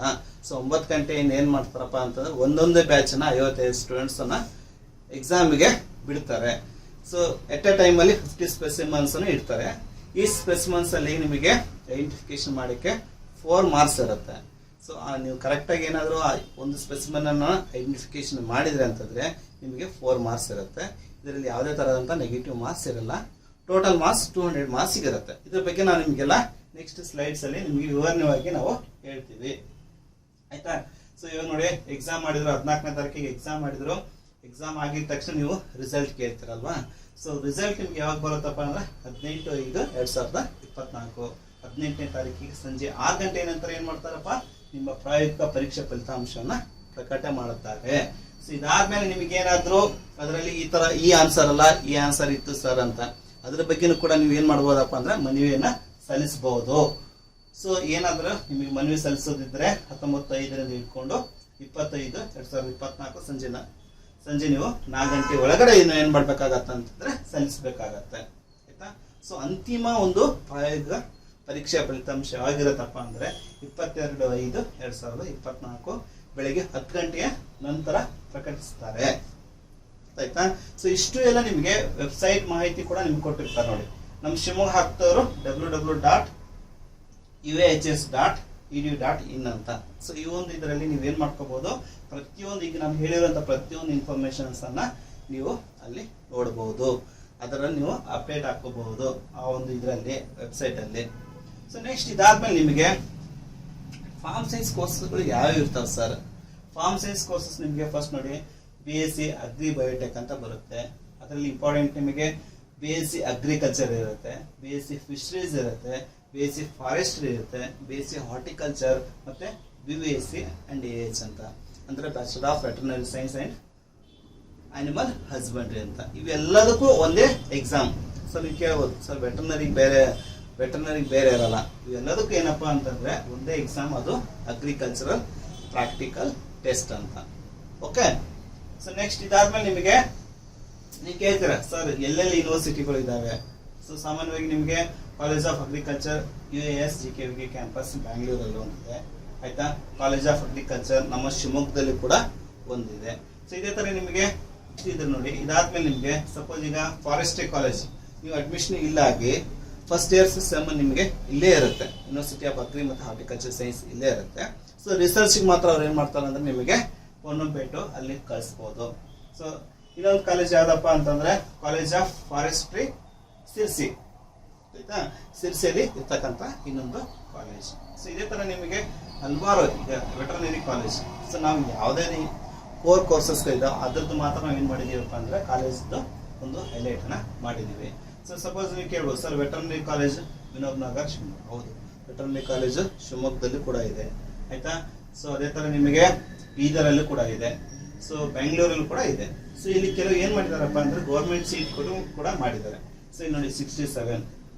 ಆಮೇಲೆ ಇಲ್ಲಿ ಕೋರ್ಸ್ ವೈಸ್ ಏನ್ ಮಾಡಿದಾರಪ್ಪ ಅಂದ್ರೆ ಬ್ರೇಕ್ ಕೂಡ ಮಾಡಿದ್ದಾರೆ. ಸೊ ಇದು ನಿಮ್ಗೆ ಇಂಪಾರ್ಟೆಂಟ್. ಸೊ ಗೌರ್ಮೆಂಟ್ ಸೀಟ್ಗಳು ಎಷ್ಟಿದಾವೆ ಸರ್ ಅಂತ ಕೇಳೋದು ಗೊತ್ತಿರಲ್ಲ. ಸೊ ಅದನ್ನು ಕೂಡ ನಾವೇನ್ ಮಾಡಿದೀವಿ ಅಂತಂದ್ರೆ ಹೈಲೈಟ್ ಮಾಡಿದೀವಿ. ಇನ್ನು ನೋಡಿ ಇನ್ನೊಂದು ಕೋರ್ಸ್ ಇದೆ ಕಾಲೇಜ್ ಆಫ್ ಫಿಶರೀಸ್. ನಿಮ್ಗೆಲ್ಲ ಗೊತ್ತಿದ್ದಂಗೆ ಕಾಲೇಜ್ ಆಫ್ ಫಿಶರೀಸ್ ಮಂಗಳೂರಲ್ಲಿ ಇದೆ. ಓಕೆ. ಸೊ ನೆಕ್ಸ್ಟ್ ಇದಾದ್ಮೇಲೆ ನಿಮಗೆ ಇಂಪಾರ್ಟೆಂಟ್ ನಮ್ಮ ಒಂದು ಕ್ಲಾಸಿನ ಬಗ್ಗೆ. So special features of our classes, ಏನೇನು ನಾವು ಯಾವ ತರ ಕ್ಲಾಸಸ್ ಅನ್ನು ಮಾಡ್ತೀವಿ ಅನ್ನೋದನ್ನ. ಸೊ ಇದು ಕ್ಲಾಸಸ್ ತುಂಬಾ ಇಂಪಾರ್ಟೆಂಟ್, ಯಾಕಂದ್ರೆ ಇದರಲ್ಲಿ ನಿಮಗೆ 50% ಸೀಟ್ಸ್ ರಿಸರ್ವ್ ಅಲ್ಲದೆ 50% ಮಾರ್ಕ್ಸ್ ಕೂಡ ತಗೊಂತಾರೆ. ನೀವು CET ಏನಾದ್ರೂ ನಾವು ಥ್ರೂ CET ಮುಖಾಂತರ ನಾನು ಹೋಗ್ಬೇಕು ಸರ್ ಅಂತಂದ್ರೆ CET ನಿಮಗೆ 50% ಮಾರ್ಕ್ಸ್, ಆನ್ಯುವಲ್ ಎಕ್ಸಾಮ್ 50% ಮಾರ್ಕ್ಸ್ ಕೊಡ್ತಾರೆ. ಬಟ್ ನಿಮ್ಮ ರ್ಯಾಂಕ್ 4 ಲಕ್ಷ ಜನ ಸ್ಟೂಡೆಂಟ್ಸ್ ಕಾಂಪೀಟ್ ಮಾಡೋದ್ರಿಂದ ನಿಮ್ಮ ರ್ಯಾಂಕ್ ಏನೇ ಇರ್ಬೇಕಪ್ಪ ಅಂದ್ರೆ 1,000 ಒಳಗೆ ಇರಬೇಕು. ಅದು 1,000 ಒಳಗೆ ಬರಲ್ಲ. ಎಷ್ಟು ಬರುತ್ತಪ್ಪ ಅಂದ್ರೆ 5,000 6,000 ಒಳಗೆ ಬರುತ್ತೆ. ಅದನ್ನ ನಿಮಗೆ ನೆಕ್ಸ್ಟ್ ಇನ್ನೊಂದು ವಿಡಿಯೋದಲ್ಲಿ ನಾನು ನಿಮಗೆ ಅದನ್ನೆಲ್ಲ ಡೀಟೇಲ್ಸ್ ಆಗಿ ಹೇಳ್ತೀವಿ. ಈಗ ನೀವು ಕ್ಲಾಸಿಗೆ ಬರ್ತೀರಲ್ವಾ, ಕ್ಲಾಸಿಗೆ ಬಂದಾಗ ಅವಾಗ ನಿಮಗೆ ಯಾರು ನಮ್ಮ ಒಂದು ಪ್ರೀವಿಯಸ್ ಬ್ಯಾಚ್ ಅಲ್ಲಿ ಯಾರು ಒಬ್ಬ ಸ್ಟೂಡೆಂಟ್ ಸೆಲೆಕ್ಟ್ ಆದಾರಂತ ಸ್ಟೂಡೆಂಟ್ಸ್ ನಾವೇನ್ ಮಾಡ್ತೀವಿ ಅಂತಂದ್ರೆ ರ್ಯಾಂಕ್ ಲಿಸ್ಟ್ ಅನ್ನ ಅವ್ರು ತೆಗೆದಿರತಕ್ಕಂಥ CET ಎಷ್ಟು ಮಾರ್ಕ್ಸ್ ತೆಗೆದಿದ್ದಾರೆ, ಅಗ್ರಿಕಲ್ಚರ್ ಪ್ರಾಕ್ಟಿಕಲ್ ಟೆಸ್ಟ್ ಬರೆದಾಗ ಅವ್ರ ರ್ಯಾಂಕ್ ಎಷ್ಟು ಇರುತ್ತೆ ಅನ್ನೋದು. ಸೊ ನಾನು ಇದನ್ನ ಯಾಕೆ ಹೇಳ್ತಾ ಇದ್ದೀನಿ ಅಂದ್ರೆ ಕ್ಲಾಸ್ ತುಂಬಾ ಅಂದ್ರೆ ತುಂಬಾ ಇಂಪಾರ್ಟೆಂಟ್. ಯಾಕಂದ್ರೆ ನಾವು ರೈತರು ಇದೀವಿ, ನಾವು ಹಂಗೆ ಬರಿತೀವಿ ಸರ್ ಅಂತಂದ್ರೆ ನೀವು ಪಾಸ್ ಆಗ್ಬೋದು, ಬಟ್ ನಿಮ್ಗೆ ಏನಪ್ಪಾ ಅಂದ್ರೆ ಔಟ್ ಆಫ್ ಔಟ್ ಮಾರ್ಕ್ಸ್ ತೆಗಿಯಕ್ಕಾಗಲ್ಲ. ಇದರಲ್ಲಿ ಕೋಚಿಂಗ್ ಬರೋರು ಔಟ್ ಆಫ್ ಔಟ್ ಮಾರ್ಕ್ಸ್ ಅನ್ನ ತೆಗಿಬಹುದು. ಸೊ ಇದನ್ನಲ್ಲಿ ನಾವೇನ್ ಮಾಡ್ತೀವಪ್ಪ ಅಂದ್ರೆ ರೆಗ್ಯುಲರ್ ನಾವೇನ್ ಮಾಡ್ತೀವಿ ಟೆಸ್ಟ್ ಅನ್ನ ಕಂಡಕ್ಟ್ ಮಾಡ್ತೀವಿ. ಆಮೇಲೆ ಸತತವಾಗಿ ನಾನು ಕಾಲೇಜಲ್ಲಿ ಇದೇ ಕಾಲೇಜಲ್ಲಿ ನಾವು ವರ್ಕ್ ಮಾಡೋದ್ರಿಂದ ನಿಮಗೆ ಯಾವ ತರ ನಿಮಗೆ ಕ್ವಶನ್ಸ್ಗಳು ಬರ್ತವೆ, ಸೊ ಪ್ರೀವಿಯಸ್ ಇಯರ್ಸ್ ಯಾವ ರೀತಿ ಕ್ವಶನ್ಸ್ ಇತ್ತು ಅನ್ನೋದ್ರ ಬಗ್ಗೆನೂ ಕೂಡ ನಾವು ನಿಮಗೆ ಡೀಟೇಲ್ಸ್ ಆಗಿ ನಾವು ಹೇಳ್ತೀವಿ. ಸೊ ಇದು ತುಂಬ ನಿಮಗೆ ಸ್ಟ್ರಿಕ್ಟ್ ಆಗಿ ಮಾಡ್ತಕ್ಕಂತಹ ಕಾಲೇಜಲ್ಲಿ ಇದನ್ನು ತುಂಬ ಸ್ಟ್ರಿಕ್ಟ್ ಆಗಿ ಮಾಡ್ತಾರೆ, agriculture practical exam. Okay, so next ಇದಾದ್ಮೇಲೆ ನಾವು ನಿಮಗೆ ಫೀಲ್ಡ್ ವಿಸಿಟ್ ಕೂಡ ಕರ್ಕೊಂಡು ಹೋಗ್ತೀವಿ. ಸೊ ಫೀಲ್ಡ್ ವಿಸಿಟ್ ನಮ್ಮ ಒಂದು ಕಾಲೇಜಲ್ಲೇ ಕರ್ಕೊಂಡು ಹೋಗ್ತೀವಿ. ಆಮೇಲೆ ಇಲ್ಲಿ ನಮಗೆ ಡಾಕ್ಟರ್ ರಮೇಶ್ ಅಂತ ಹಾರ್ಟಿಕಲ್ಚರ್ ಬರ್ತಾರೆ, ಡಾಕ್ಟರ್ ಕಮಲೇಶ್ ಅಂತ ಹೇಳಿ ವೆಟರ್ನರಿ ಫ್ಯಾಕಲ್ಟಿ ಕೂಡ ಬರ್ತಾರೆ. ಸೊ ಅವರು ನಿಮಗೆ ವೆಟರ್ನರಿ ಡಿಪಾರ್ಟ್ಮೆಂಟ್ ಆಗಿರ್ಬೋದು, ಅಥವಾ ಹಾರ್ಟಿಕಲ್ಚರ್ ನರ್ಸರಿ ಆಗಿರ್ಬೋದು, ಅಥವಾ ಹಾರ್ಟಿಕಲ್ಚರ್ ಡಿಪಾರ್ಟ್ಮೆಂಟ್ ಆಗಿರ್ಬೋದು, ಅಲ್ಲಿ ಕರ್ಕೊಂಡು ಹೋಗ್ತಾರೆ. ಸೊ ಅದಲ್ಲದೆ ಮತ್ತೆ ನಾವು ನಿಮಗೆ ಕಾಲೇಜ್ ಕ್ಯಾಂಪಸ್ಗೆ ನಾವೇನು ಮಾಡ್ಕೊತ ಹೋಗ್ತಾ ಅಂದರೆ ಫೀಲ್ಡ್ ವಿಸಿಟಿಗೆ ಕರ್ಕೊಂಡು ಹೋಗ್ತೀವಿ. ಓಕೆ, ಸೊ ಏನೇನು ಕ್ವಶನ್ಸ್ಗಳು ಲೈವ್ ಸ್ಪೆಸಿಮೆನ್ ಐಡೆಂಟಿಫಿಕೇಶನ್ ಇರುತ್ತೆ ಸರ್. ಸೊ ನಿಮಗೆ ಒಂದು 100 ಹಿಡ್ಕೊಂಡು 500ವರೆಗೂ ಏನಿದೆಯಪ್ಪ ಅಂತಂದ್ರೆ ನಮ್ಮ ಹತ್ರ ಸೀಡ್ಸ್ಗಳಿದ್ದಾವೆ, ಎಲ್ಲ ಥರದ ಸೀಡ್ಸ್ಗಳು. ಸೊ ಅಗ್ರಿಕಲ್ಚರಲ್ಲಿ ಬರ್ತಕ್ಕಂಥ ಜೋಳ ಇರ್ಬೋದು, ರಾಗಿ ಇರ್ಬೋದು, ನವಣೆ ಇರ್ಬೋದು, ಆ ಥರ ಸೀಡ್ಸ್ ಅದನ್ನು ನಾವು ಸೀರಿಯಲ್ಸು, ಪಲ್ಸಸ್ಸು, ಆಯಿಲ್ ಸೀಡ್ಸು ಮತ್ತು ಕಮರ್ಷಿಯಲ್ ಸೀಡ್ಸ್ ಅಂತ ನಾವು ಕರಿತೀವಿ. ಅದೇ ಥರ ನಿಮಗೆ ವೆಜಿಟೇಬಲ್ ಸೀಡ್ಸ್ ಕೂಡ ಇರ್ತವೆ. ವೆಜಿಟೇಬಲ್ಸಲ್ಲಿ ನಾವು ನಿಮಗೆ ಒಂದು ವೆಜಿಟೇಬಲ್ಸ್, ಇನ್ನೊಂದು ಫ್ರೂಟ್ಸು, ಇನ್ನೊಂದು ಆರ್ನಮೆಂಟಲ್ ಪ್ಲಾಂಟ್ಸ್, ಇವೆಲ್ಲ ಇರ್ತವೆ. ಸೊ ಇದನ್ನ ನಾವು ಜಸ್ಟ್ ನಿಮ್ಗೆ ಏನಪ್ಪ ಅಂತಂದರೆ ಶಾಂಪಲ್ಸ್ ಮಾತ್ರ ನಿಮ್ಗೆ ಇದನ್ನು ಕೊಟ್ಟಿರೋದು. ಇದೇ ಥರ ನಾವು ಏನು ಮಾಡ್ತೀವಪ್ಪ ಅಂದರೆ ನಿಮಗೆ ಲೈವ್ ಆಗಿರೋಂಥ ಸೀಡ್ಸನ್ನು ತೊಗೊಂಡಿರ್ತೀವಿ. ಎಕ್ಸಾಂಪಲ್ ಈಗ ನಿಮ್ಗೆ ಕೇಳ್ಬೋದು ನಿಮಗೆ, ಸೊ ಐಡೆಂಟಿಫೈ ದ ಸ್ಪೆಸಿಮೆನ್ಸ್. ನೀವು ಇದೆಲ್ಲ ಹೇಳ್ತೀರಾ ಸರ್ ಇದು ಕಡಲೆಕಾಳು ಅಂತ ಹೇಳಿ, ಬಟ್ ಅದರಲ್ಲಿ ಇನ್ನೊಂದು ಏನಿರುತ್ತಪ್ಪ ಅಂದರೆ ಇನ್ನೊಂದು ವೆರೈಟಿ ಇರುತ್ತೆ, ಅದು ನಾವು ಕಾಬೋಲಿ ಅಂತ ಕರಿತೀವಿ. ಅವೆರಡೂ ನೀವು ಲೈವ್ ಆಗಿ ನೋಡಿದಾಗಲೇ ಮಾತ್ರ ನೀವು ಏನು ಮಾಡ್ಬೋದಪ್ಪ ಅಂತಂದರೆ ಐಡೆಂಟಿಫಿಕೇಶನ್ ಮಾಡ್ಬೋದು. ಇಲ್ಲಾಂದರೆ ಇದೇ ಥರ ನೀವು ಪಿಕ್ಚರ್ಸ್ ನಾವು ಇಟ್ಟಾಗ ಇದು ಕಡಲೆಕಾಳು ಅಥವಾ ಶೀಪ್ ಮೇನೂರು, ಕೆಲವರೆಲ್ಲ ಇದಕ್ಕೆಲ್ಲ ಶೀಪ್ ಮೇನೂರು ಅಂತ ಹೇಳಿ ಎಷ್ಟೋ ಸಲ ಎಕ್ಸಾಮಲ್ಲಿ ಎಲ್ಲ ಕೆಲವರು ಬರ್ದವ್ರು ಇದ್ದಾರೆ. ಹಾಗಾಗಿ ನಿಮಗೆ ಲೈವ್ ಸ್ಪೆಸಿಮೆನ್ಸ್ ನಾವೇನು ಮಾಡ್ತೀವಪ್ಪ ಅಂತಂದ್ರೆ ನಿಮಗೆ ತೋರಿಸ್ತೀವಿ. ಅರ್ಥ ಆಯ್ತಾ? ಸೊ ಇದ್ರ ಜೊತೆಗೆ ಏನಪ್ಪ ಈ ಥರ ಯಾಕೆ ಸರ್ ಹಿಂಗಿದಾವೆ ಅಂತ ನೀವು ಕೇಳ್ಬೋದು. ನೋಡಿ, ಇದು ಸೀಡ್ಸ್ ದೇಸಿ ಇರ್ತಕ್ಕಂಥದ್ದು, ಇದು ಕಾಬೋಲಿ ಇರ್ತಕ್ಕಂಥದ್ದು. ನೀವು ಮನೇಲಿ ಈ ರೀತಿ ಮಾತ್ರ ನೋಡಿರ್ತೀರಾ, ಪ್ರೊಸೆಸಿಂಗ್ ಆಗಿರ್ತಕ್ಕಂಥ ದಾಲ್ ಮಾತ್ರ ನೋಡಿರ್ತೀರ ಅಲ್ವಾ? ಸೊ ಆ ದಾಲನ್ನೇ ಕೇಳಲ್ಲ. ಆಫ್ಟರ್ ಹಾರ್ವೆಸ್ಟ್ ಆದಮೇಲೆ ಕ್ರಾಪ್ ಸೀಡ್ಸ್ ಯಾವ ರೀತಿ ಇರುತ್ತೆ, ಕ್ರಾಪ್ ಪ್ಲಾಂಟ್ಸ್ ಯಾವ ರೀತಿ ಇರುತ್ತೆ, ಮತ್ತೆ ಸೀಡ್ಸ್ ಯಾವ ರೀತಿ ಇರುತ್ತೆ, ಅದನ್ನು ನಿಮಗೆ ಕೇಳ್ತಾರೆ. ಸೊ ಅದು ನಿಮ್ಗೆ ಏನಿರ್ಬೇಕಪ್ಪ ಅಂದ್ರೆ ಗೊತ್ತಿರಬೇಕು. ಅದ್ಯಾಕೆ ಕೇಳ್ತಾರಪ್ಪ ಅಂದ್ರೆ ನೀವು ಅಗ್ರಿಕಲ್ಚರ್ ಮಕ್ಕಳಲ್ರಿ, ಅದಕ್ಕೆ ಅಗ್ರಿಕಲ್ಚರ್ ಅಂತಂದ್ರೆ ನೀವು ಫೀಲ್ಡ್ಗೆ ಹೋಗಿದ್ದೀರಾ, ಫೀಲ್ಡನ್ನು ಅಬ್ಸರ್ವ್ ಮಾಡಿದ್ದೀರಾ. ಸೊ ಹಾರ್ವೆಸ್ಟಿಂಗ್ ಟೈಮಲ್ಲಿ ನೀವು ಕೂಡ ಕೊಯ್ಲಲ್ಲಿ ಭಾಗವಹಿಸಿದ್ದೀರಾ ಅನ್ನೋದನ್ನು ಚೆಕ್ ಮಾಡೋಕ್ಕೆ. ಯಾಕಂದ್ರೆ ಇದು it is purely for agricultural farmers sons ಅಂತ. ಓಕೆ, ಇದೆ. ಸೊ ಇನ್ನು ಕೆಲವು ವೆಟರ್ನರಿ ಇರ್ತಕ್ಕಂಥ ಅನಿಮಲ್ ಬ್ರೀಡ್ಸ್ ಅನ್ನು ಕೇಳ್ತಾರ್ರಿ. ಅನಿಮಲ್ ಬ್ರೀಡ್ಸ್ ಅಂತಂದ್ರೆ ನಿಮಗೆ ಐಡೆಂಟಿಫೈ ದ ಸ್ಪೆಸಿಮೆನ್ಸ್ ಅಂತ ಅಂದಾಗ ನೀವೇನು ಮಾಡ್ತೀರಾ, ಕುರಿ ಅಂತ. ಅದು ಯಾವ ಕುರಿ, ಯಾವ ತಳಿ ಅದು? ಯಾಕಂದ್ರೆ ಒಬ್ಬ ರೈತ ಅಂದ ತಕ್ಷಣ ಅವನು ಕುರಿ ಅಂತ ಅಂದ ತಕ್ಷಣ ಅವನಿಗೆ ಈಗ ಎಕ್ಸಾಂಪಲ್ ಈಗ ಧಾರವಾಡ ಆಗಿರ್ಬೋದು, ಆಯ್ತಾ, ಅಥವಾ ಹೊನ್ನಾಳಿ ಆಗಿರ್ಬೋದು, ಅಥವಾ ಹರಿಹರ ಆಗಿರ್ಬೋದು, ಅಥವಾ ಶಿವಮೊಗ್ಗದಾಗಿರ್ಬೋದು, ಅಥವಾ ಮಂಡ್ಯ ಆಗಿರ್ಬೋದು. ಸೊ ಇದು ಯಾವ ತಳಿನ ಅವ್ರು ಸಾಕ್ತಾರೆ ಒಬ್ಬ ರೈತನಿಗೆ ಮಾತ್ರ ಗೊತ್ತಿರುತ್ತೆ. ಸೊ ರೈತರ ಮಕ್ಕಳಿಗೂ ಕೂಡ ಏನು ಮಾಡಿರ್ತಾರೆ, ಅವರನ್ನು ಹೇಳಿರ್ತಾರೆ. ಇದು ಎಕ್ಸಾಂಪಲ್. ಈಗ ಇದನ್ನು ನಾವು ಹೇಗೆ ಐಡೆಂಟಿಫಿಕೇಶನ್ ಮಾಡ್ತೀವಿ, ಇದು ಯಾವ ತಳಿ, ಇದು ಮಂಡ್ಯ ತಳಿ. ಇದನ್ನು ನಾವೇನು ಕರಿತೀವಿ, ಬನ್ನೂರು ಶೀಪ್ ಅಂತ ಕರಿತೀವಿ, ಆಯ್ತಾ. ಸೊ ಇದನ್ನ ಹೇಗೆ ಐಡೆಂಟಿಫಿಕೇಶನ್ ಮಾಡ್ಕೋಬೇಕು ಅಂತ ನೋಡಿ, ನಾವು ಬಾಡಿ ಸ್ಟ್ರಕ್ಚರ್ಸ್ ಅನ್ನು ನೋಡಿದಾಗ ಸೊ ಇದ್ರದ್ದು ಲಾಂಗ್ ಏನಿರುತ್ತೆ ಅಂದರೆ ಬ್ಯಾಕ್ ಬೋನ್ ಇರುತ್ತೆ. ಸಾಮಾನ್ಯ ಕುರಿದು ಬ್ಯಾಕ್ ಬೋನ್ ಅಷ್ಟು ಲಾಂಗ್ ಇರಲ್ಲ, ಇದ್ರದ್ದು ಲಾಂಗ್ ಇರುತ್ತೆ. ಸೊ ನೀವು ಆಮೇಲೆ ಲೆಗ್ಸ್ಗಳನ್ನ ನೋಡಿದಾಗ ಲೆಗ್ಸ್ಗಳು ಏನಿರುತ್ತೆ, ಶಾರ್ಟ್ ಆಗಿರುತ್ತೆ, ಆಯ್ತಾ. ಸೊ ಇದನ್ನೇ ನಾವು ಯಾಕೆ ನಿಮಗೆ ಸ್ಪೆಸಿಮೆನ್ ಆಗಿ ಐಡೆಂಟಿಫಿಕೇಶನ್ ಎಕ್ಸಾಂಪಲ್ ತೊಗೊಂಡಿದ್ದೀವಿ ಅಂತಂದರೆ, ಇದು ಇಂಪಾರ್ಟೆಂಟ್ ಶೀಪ್ ಅಂತ ಇಂಥದ್ದಲ್ಲ. ಇದನ್ನು ನಾವು ಮೀಟ್ ಪರ್ಪಸ್ಗೋಸ್ಕರ ಇದನ್ನು ಯೂಸ್ ಮಾಡ್ಕೊತೀವಿ, ಆಯಿತಾ. ಸೊ ಮೀಟ್ ಅಂತಂದರೆ not only for the meet, ಇದೇನಪ್ಪ ಅಂದ್ರೆ ಸ್ಪೆಷಲ್ ಗೆಸ್ಟ್ ಬಂದಾಗ ಇದ್ರ ಮೀಟು ತುಂಬ ಒಂದು ರುಚಿಕರ ಆಗಿರುತ್ತೆ, ಮತ್ತು ಸುಮಧುರ ವಾಸನೆ ಕೂಡ ಬರ್ತಾ ಇರುತ್ತೆ. ಸೊ ಇದು ಐಡೆಂಟಿಫಿಕೇಶನ್ಸ್ ನಿಮಗೆ ಯಾವ ರೀತಿ ಐಡೆಂಟಿಫಿಕೇಶನ್ ಮಾಡಬೇಕು ಅನ್ನೋದು ಕೂಡ ನಾವು ಇದನ್ನು ಹೇಳ್ಕೊಡ್ತೀವಿ. ಎಕ್ಸಾಂಪಲ್ ಈಗ ಮೂಗ್ ನೋಡಿದರೆ ಗಿನಿ ಮೂಗ್ ಥರ ಇರುತ್ತೆ, ಆಯಿತಾ.